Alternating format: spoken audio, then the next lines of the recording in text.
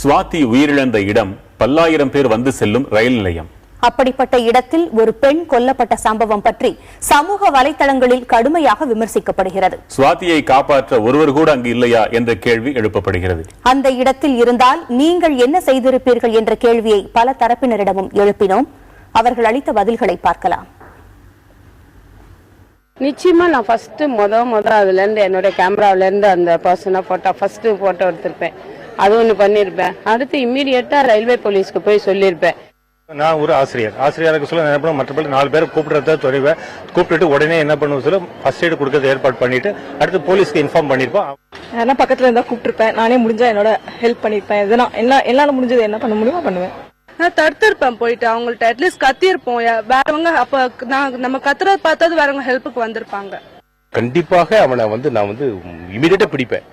கல்லு எதிர் கடிச்சாலும் அடிப்பேன் அவனை தடுத்திருப்பேன். இப்போ ஆளுங்களை கூப்பிட்டு ஐயோ ஐயோன்னு கத்தி அவங்கள யாருன்னா வெளியே இருக்கிறவங்கள உள்ள கூப்பிட்டு இதுமாரி நடக்குது, ஓடியாங்கன்னு சொல்லியிருக்கோம். பக்கம் இருக்கிறவங்கள கொஞ்சம் ஓடியாங்கன்னு நாங்களும் போய் அவன் எப்படி ஓடுறான்ட்டு பார்த்துருந்து கூட ஆளை பார்த்து கரெக்டா சொல்லியிருப்போம். அந்த இடத்துல வெப்பன் இருந்தனால என்னால தடுக்க முடியலனாலும் அட்லீஸ்ட் நான் அவனை ஃபாலோ பண்ணி எங்க போறான் எந்த அளவு போறாங்கிறதாச்சும் நான் ட்ரை பண்ணிருப்பேன். கண்டிப்பா கத்திருப்பேன். பக்கத்துல இங்க இருந்து அட்லீஸ்ட் இங்க இருக்கவங்க எல்லாம் ஓடி வரவாவது பண்ணிருப்போம். கண்டிப்பா அவங்களுக்கு எப்படின்னா ஜஸ்ட் என்னால முடிஞ்ச அளவுக்கு ஒரு சத்தம் கொடுத்தாவது அவனை பண்ண விடாம இது பண்ணிருக்கான். ஆக்சுவலா அந்த இடத்துல நின்றுனாலும் கண்டிப்பா நானும் ஒன்றும் செஞ்சிருக்க போறதில்லை. ஏன்னா கண்டிப்பா அவன் ஆயுதம் வச்சிருக்காங்க போது கண்டிப்பா என்னால அந்த நேரத்தில் ஒன்றும் செஞ்சிருக்க முடியாது. பாவம் 2 மணி நேரம் அந்த பொண்ணு எவ்வளவு துடிச்சிருக்கும். ரொம்ப கஷ்டம், வேதனையா இருக்கு, கண்ணீர் வருது. என்ன பண்ண, நம்ம ஆள் இல்லை, நாங்களும் எங்க பசங்களும் 2 4 பேர் 5 பேர் இருந்திருந்தோம்னா தடுக்க முடியாட்டாலும் இன்னும் ஃபர்ஸ்ட் எய்டா பண்ணியிருக்கலாம். என் கையில் இருக்க பொருளை தூக்கி முதல்ல எரிஞ்சிருப்பேன். சவுண்டு கண்டிப்பாக கொடுத்துருப்பேன்.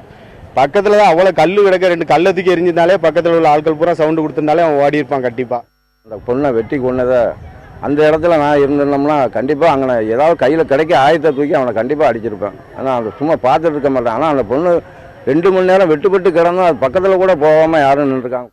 அந்த இடத்துல நான் இருந்திருந்தேன் அப்படின்னா உடனே போலீஸுக்கு போன் பண்ணிருப்பேன். 2 பேரை சட்டையை பிடிச்சி என்னால முடிஞ்ச அளவு எவ்வளவு அடிக்க முடியுமோ அடிச்சு அந்த வெறியை தீர்த்திருப்பேன். என்னால அவ்வளவுதான் முடியும். கண்டிப்பா நான் இருந்தேன்னா அங்க இன்னொரு கொலை நடந்திருக்கும் சார். ஆமா கண்டிப்பா, ஏன்னா வெட்டுறதை தவிர வேற வழி இல்லை. ஏன்னா நம்ம கண்ணுக்கு முன்னாடி நம்ம சகோதரிக்கு ஒன்று நடந்தா நம்ம சும்மா இருப்போமான்னு தெரியல.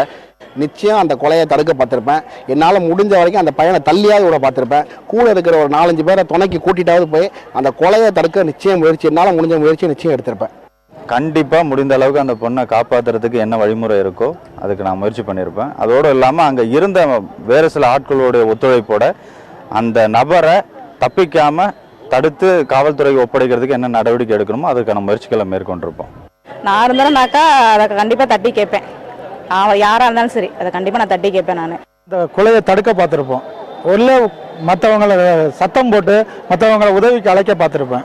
அதாவது அவன் ஆயுதம் வச்சிருக்கிறதுனால ஒன்று என்னைய தற்காத்துக்கிட்டு அதில் ஏதாவது முயற்சி பண்ணினா அட்லீஸ்ட் அவனை ஒரு ஃபோட்டோவோ வீடியோவோ ஏதோ ஒன்று எடுத்து கொலையாளி அடையாளம் கண்டுபிடிக்கிறதுக்கு என்னால் அந்த முயற்சியாக நான் செஞ்சுருப்பேன். நான் பயந்து போய் தான் நின்றுப்போம். மேக்சிமம் அதுதான் உண்மை. யாருக்கும் அந்த நேரம் துணிச்சல் வராது. பயந்து போய் பார்த்துக்கிட்டு நின்றுட்டு இருந்திருப்போம். அவ்வளோதான். லேடிஸுக்கு இந்த மாதிரி நடக்கிறப்ப அங்கனக்குள்ள நான் இருந்தேன்னா கண்டிப்பாக இன்வால்வ் ஆயிருப்பேன். என்ன நான் ஒரு ஆள் இறங்கிட்டேன்னா அடுத்து இன்னும் 2 பேரும் ஆம்பளை வந்துடுவாங்க. மல்லுக்கிட்டே அவனை பிடிச்சிருக்கலாம். சப்போஸ் கொலை நடக்காம பார்த்துருந்துருக்கான். இருந்திருந்தேன்னா கண்டிப்பாக தடுக்க முயற்சி பண்ணியிருப்பேன். கண்டிப்பாக இல்லை அங்கே இருக்க பக்கத்தில் இருக்கிற போலீஸில் அவரோட உதவியை நாடி இருப்பேன். நான் போலீஸுக்கு உடனே இப்போ ரயில்வே போலீஸுக்கு இன்ஃபார்ம் பண்ணிடுவோம். 108க்கு கூப்பிட சொல்லுவோம். என்னால் முடிஞ்சது போலீஸில் போய் கம்ப்ளைண்ட் பண்ணுவேன். அது அவங்களுக்கு முடிஞ்சது அவங்களுக்கு தேவையான பாதுகாப்பளிப்பேன்.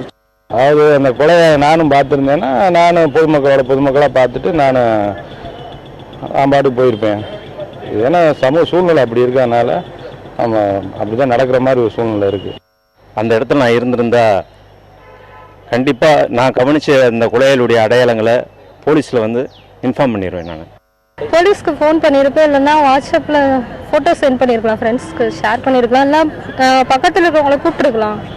நான் இருந்தால் தான் சொன்னேன்ல, ஆம்புலன்ஸ்க்காச்சும் கால் பண்ணியிருப்பேன். அட்லீஸ்ட் எல்லா மக்களுக்கும் மனிதாபிமானம் இல்லைன்றது கிடையாது. அவங்களுக்கு தைரியம் இல்லை. நான் இருந்தாலும் நான் வாட்டுக்கு போயிருப்பேன். எனக்கு இருக்கு, ஐயோ நம்மள மாதிரி ஒரு பொண்ணை கொண்டிருக்காங்களே அப்படின்ட்டு. பட் ஆனால் என்னால் போய் ஹெல்ப் பண்ண முடியாது. ஹெல்ப் பண்ணால் எனக்கு ஏதாவது பிரச்சனை ஆகிடும்.